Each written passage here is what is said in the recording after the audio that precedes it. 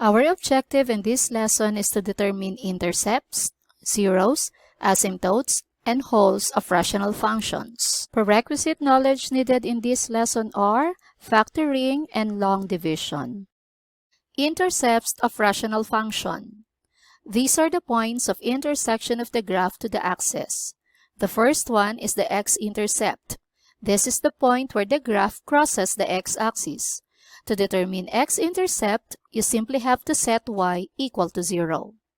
The next one is the y-intercept. This is the point where the graph crosses the y-axis.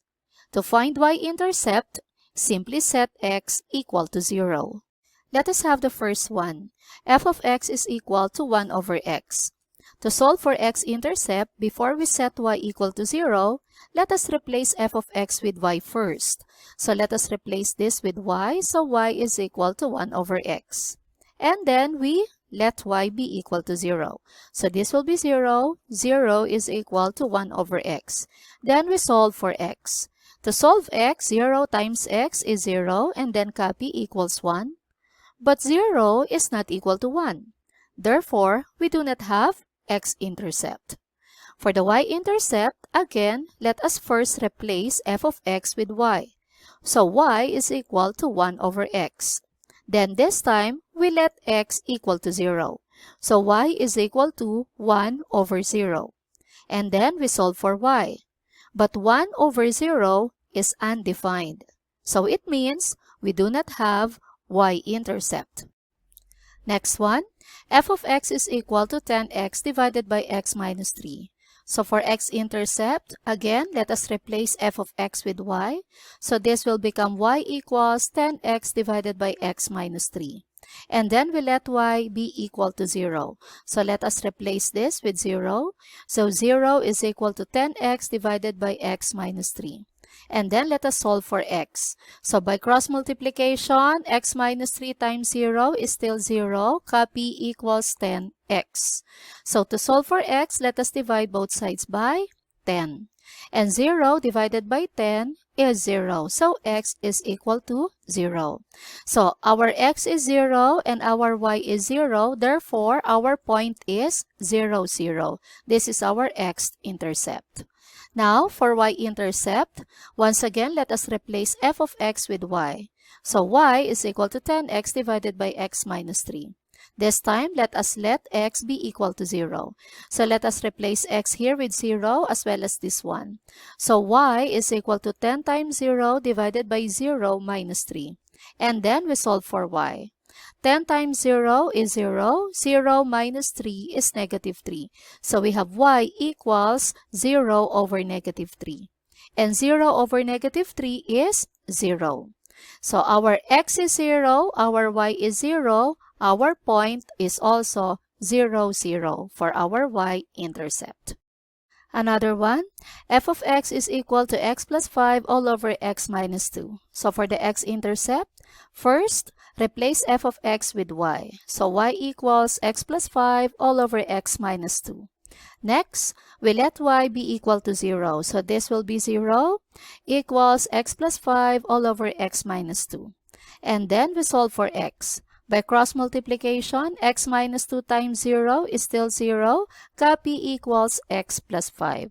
To solve for x, let us move 5 to the other side. So this will become negative 5 equals x. Let us switch places. So x is equal to negative 5. Our x is negative 5 and our y is 0. Therefore, our point is negative 5, 0.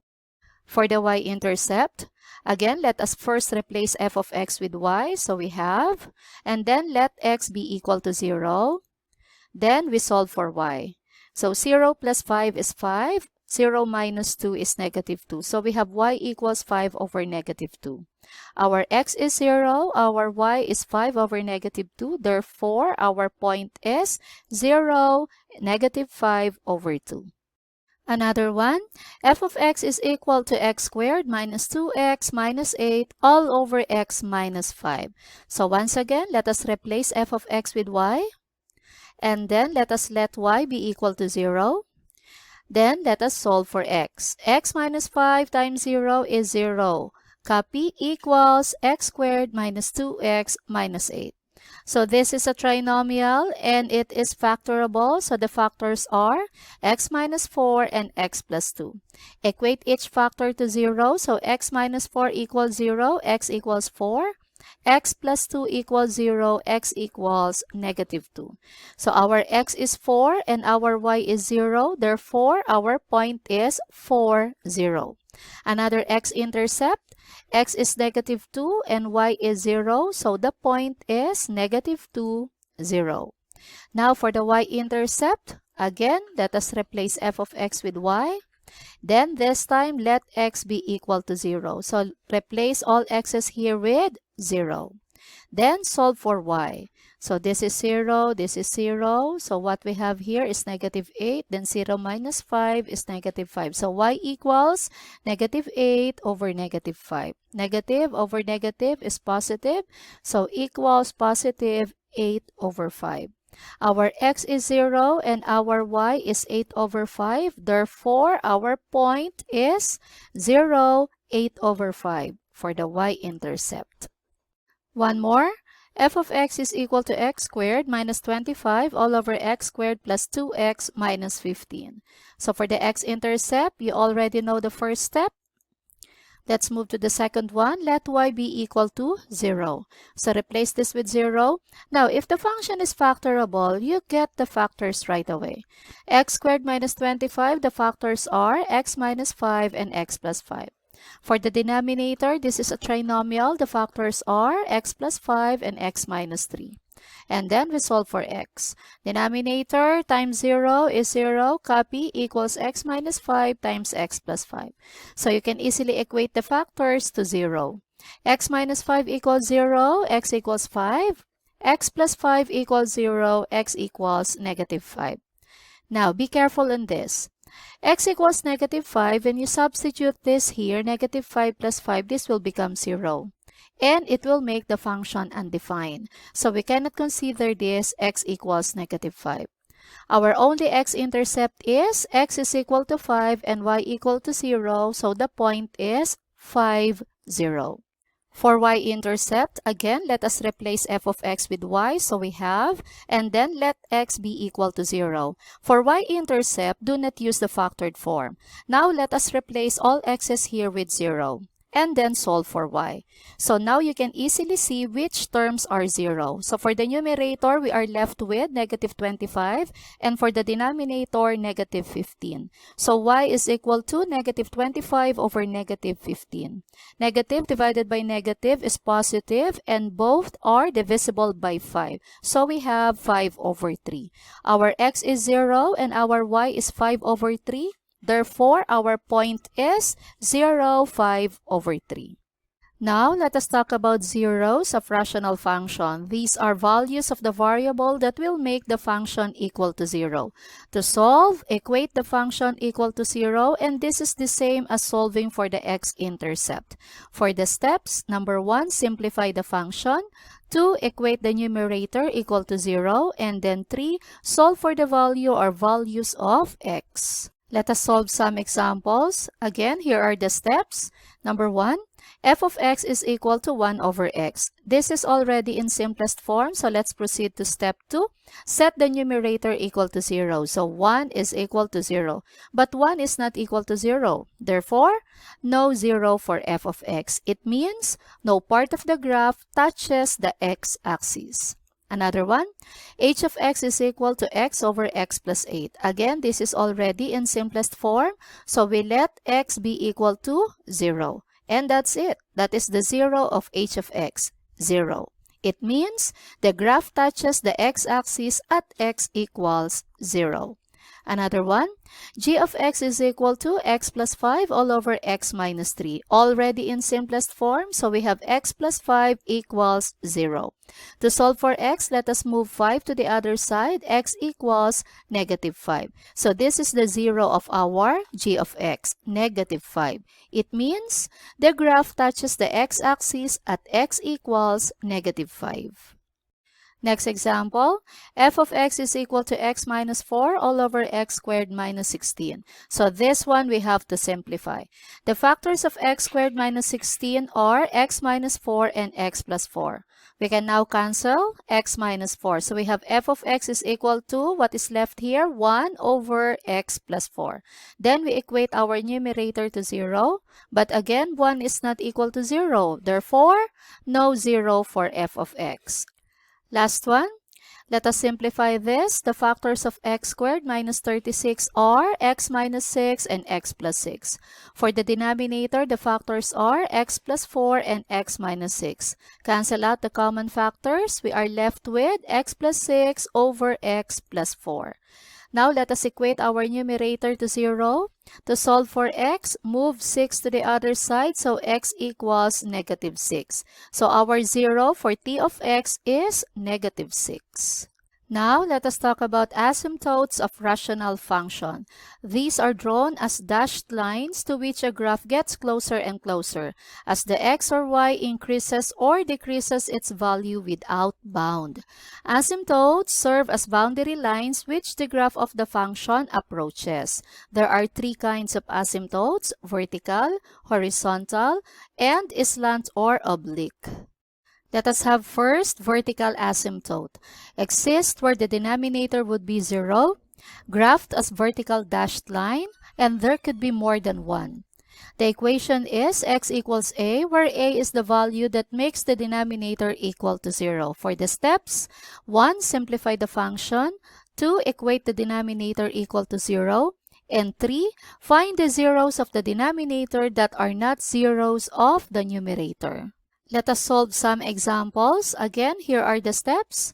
Number 1, f of x is equal to 1 over x. It is already in simplest form. So step 2, set the denominator equal to 0. So x equals 0. That's it. Our vertical asymptote is x equals 0. Another example, h of x is equal to x over x plus 8. This is also in simplest form. So let's get the denominator, x plus 8, equate that to 0. To solve for x, let us move 8 to the other side. So x equals negative 8. Therefore, our vertical asymptote is x equals negative 8. Next one. G of x is equal to x plus 5 all over x minus 3. Also in simplest form. So let's get the denominator, x minus 3, and equate it to 0. Move negative 3 to the other side, so x equals 3. And that is our vertical asymptote. Let's have another example. F of x equals x minus 4 all over x squared minus 16. So this one we have to simplify. Again, the factors of x squared minus 16 are x minus 4 and x plus 4. Cancel out the common factors. We are left with f of x equals 1 over x plus 4. Our denominator is x plus 4. Equate that to 0. To solve for x, move 4 to the other side. So x equals negative 4. And that's our vertical asymptote. Last one. The factors of x squared minus 36 are x minus 6 and x plus 6.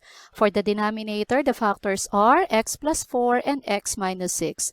Let us now cancel common factors. So we are left with t of x equals x plus 6 over x plus 4. The denominator is x plus 4. Equate that to 0. Solve for x. So x equals negative 4. And that's our vertical asymptote. Now, let us have horizontal asymptote. Some things to remember. Horizontal asymptote is graphed as horizontal dashed line. There could only be one horizontal asymptote per function, and the graph may cross the horizontal asymptote. Now, to find the horizontal asymptote, compare the degree of the numerator, n, and the degree of the denominator, d. If n is less than d, the horizontal asymptote is y equals 0. If n is equal to d, the horizontal asymptote is y equals a over b, where a is the leading coefficient of the numerator and b is the leading coefficient of the denominator. And if n is greater than d, there is no horizontal asymptote. Let us have some examples. So here the degree of the numerator is 2. And for the denominator is also 2. So, n is equal to d. In this case, we have to compare a and b. A is the leading coefficient of the numerator, and b is the leading coefficient of the denominator. So we have y is equal to 6 over 3. And 6 over 3 is 2. So our horizontal asymptote is y equals 2.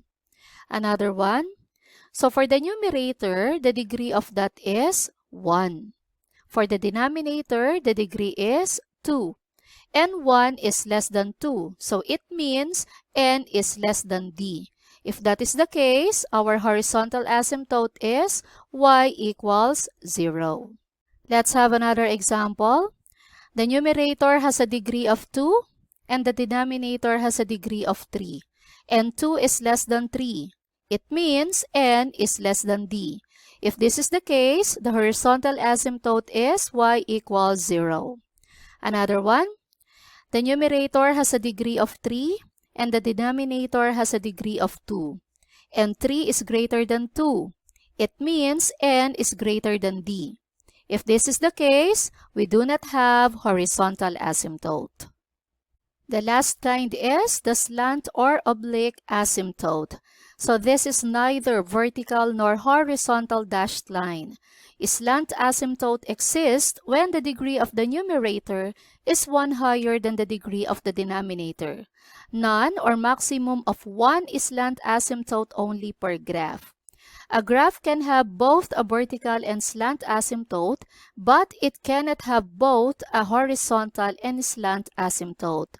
To find the slant asymptote, set y equal to the quotient, disregarding the remainder of the answer you get when you divide the numerator by the denominator. Let's have an example. The degree of the numerator is 2 and the degree of the denominator is 1. And 2 is 1 degree higher than 1. So it means we have an oblique or slant asymptote. And to find its equation, we have to divide our numerator by the denominator.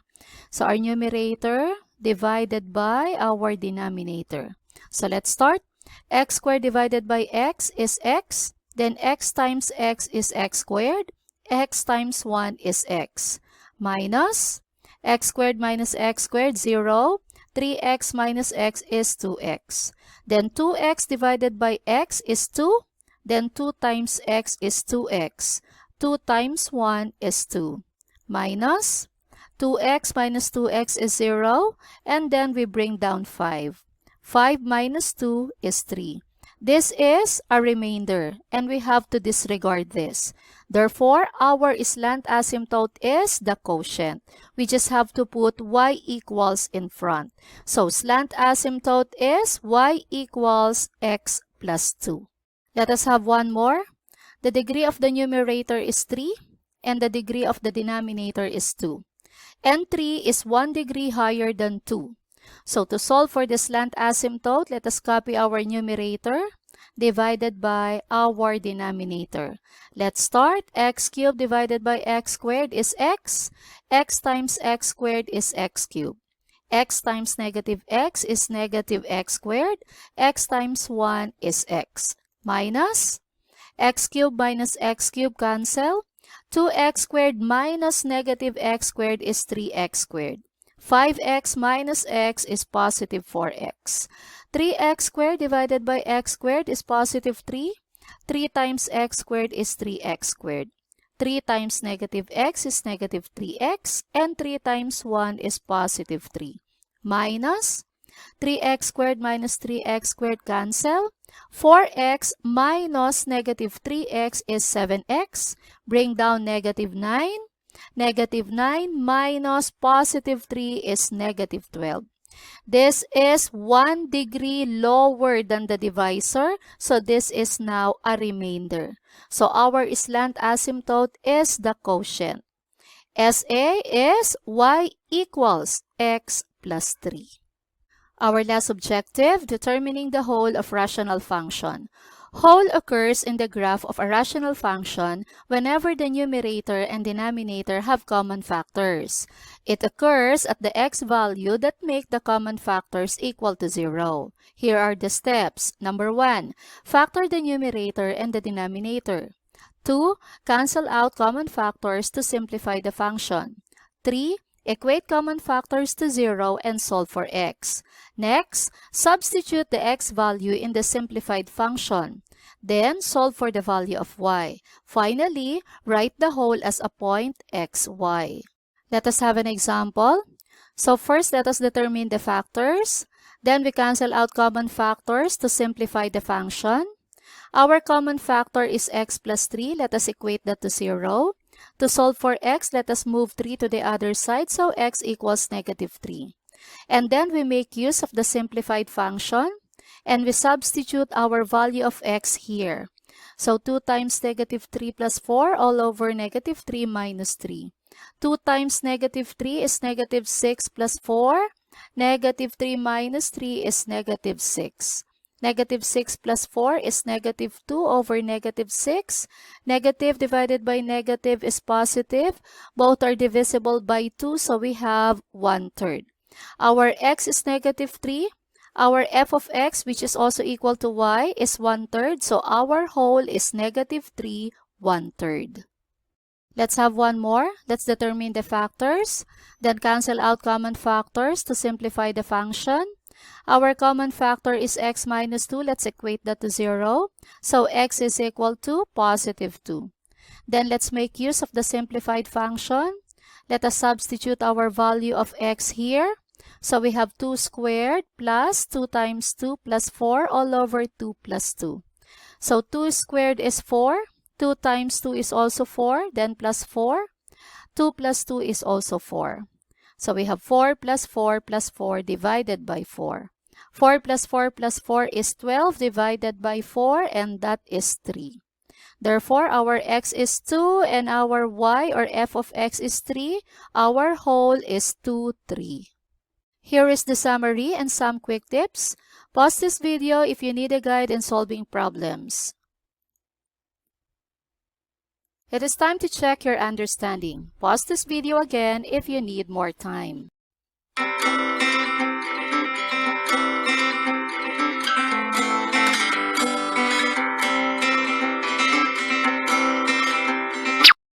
Now for the answers. Letter A, x-intercept. So we let our f of x be equal to 0. So 0 equals x minus 3. Moving negative 3 to the other side, x equals 3. So our x is 3 and our y is 0. Therefore, our x-intercept is 3, 0. Now, for the y-intercept, let us substitute 0 for all x's here. So we have negative 3 over negative 12. And negative over negative is positive, and 3 over 12 is 1/4. So our x is 0 and our y is 1/4. Therefore, our y-intercept is 0, 1/4. Letter B, vertical asymptote. Let's write the function. Let's determine the factors of the denominator. Cancel out common factors. So we have f of x is equal to 1 over x plus 4. Equate the denominator to 0. So x equals negative 4. That is our vertical asymptote. Letter C, horizontal asymptote. Let's compare the degree of the numerator and the denominator. The degree here is 1. The degree here is 2. It means n is less than d. So the horizontal asymptote is y equals 0. Letter D is slant asymptote.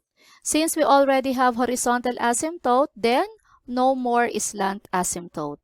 Letter E, whole. Let's make use of the common factor. X minus 3 equals 0, so x equals 3. Then let's use the simplified function and substitute the value of x in here. So that will be 1 over 3 plus 4, and that is 1 over 7. Therefore, our x is 3 and our y is 1 over 7. The whole is 3, 1 over 7. Gets?